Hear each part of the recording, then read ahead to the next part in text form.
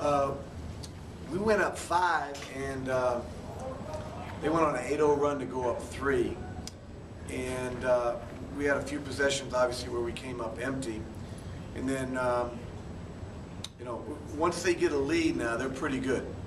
And you know, unfortunately, we couldn't close the gap anymore.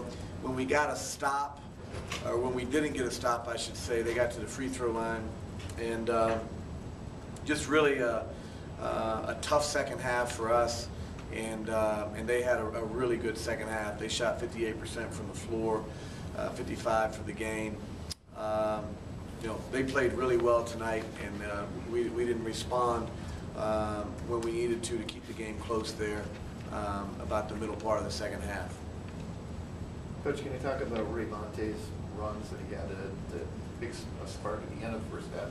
And I think he had found straight to put you up 5 at that point. Yeah, you know, he's an explosive player. I mean, I think we all recognize that. He got off to a slow start. He was really, I think he was really hyped for the game, and I think we saw a little bit of butterflies early on, but then he settled down and did the type of things that he can do. He's an explosive basketball player, an explosive scorer, and we just didn't have we didn't have enough to help him, especially in the second half. Early on, he's taking a lot of jump shots, and later on, he just looked like he's going to get everybody in foul trouble. Can you talk about how he adjusted during the game? Yeah, you know, you know, we talked about that before. Last year, certainly he really, you know, I thought settled for a lot of jump shots.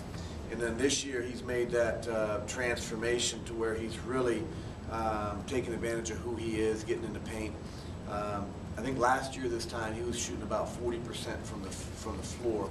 He's shooting 49% right now from the floor. So he's making a lot better decisions in terms of, you know, again, taking advantage of his ability to get in the paint, draw fouls close to the basket. You and I, they came to double him on the low post, and I think we're going to see a lot more of that. We've got to make sure our offense is good out of that. We've got to get it out quickly and get ball reversal and make teams pay for doubling the post. But you know, he's making that natural progression of understanding what he does really well. And again, I thought he did that well tonight. It's tied at 53, and then Anthony James was like went on a 9-0 run by himself. Just talk about the trouble you had containing him. He's really good. They put you in a predicament with ball screens, and depending on how you play ball screens, they have answers for it. And you know, our ball screen defense was pretty good in the first half.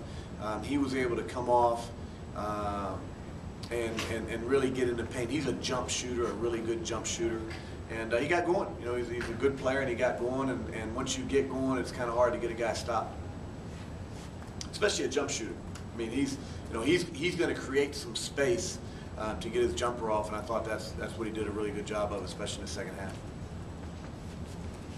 It looked like Monte was kind of a one-man band there for a while. What did you try to do to get some help around him, and what was not working for him?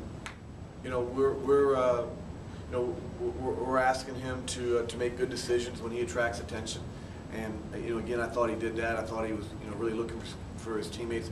Early in the second half, in transition, he gave it up, I think, to Ben, who missed a 3. We get the offensive rebound, we get it back, and he's like, okay, you know, Ben took a shot here, I'm going to take a shot, and he knocked down the 3, and you know, he's you know, we've got to have other guys step up. We've talked about that before.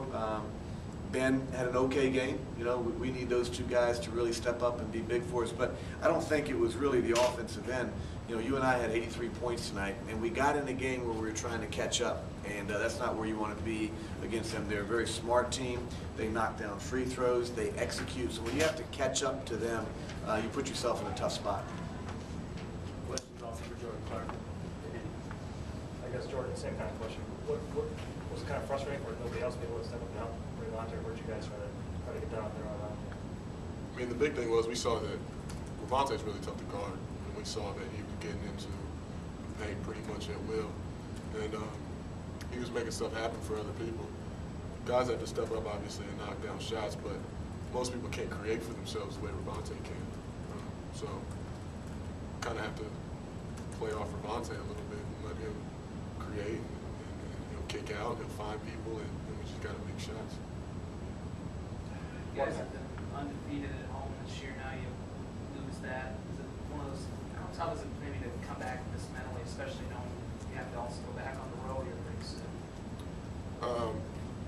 I don't think it's. We look forward to challenges like that. Obviously, the road has been tough for us, and yes, we have had this streak at home, and we do take pride in defending home court. But I think there's no better way to bounce back than to play on the road. You know, we have an opportunity to come back and shore up a weakness of ours, and that's really important to us. How tough was Jake Cook tonight? What was he doing? He just kept getting the line. I mean, we just had a lot of. I mean, don't get me wrong. He's a very good player, and he's a very solid player, very fundamental.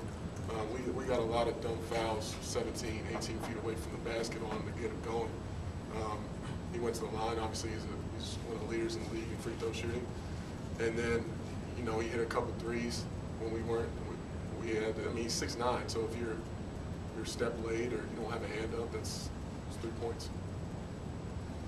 Yeah, he was 13 for 14 from the free throw line. Really got himself more at the free throw line, to his credit.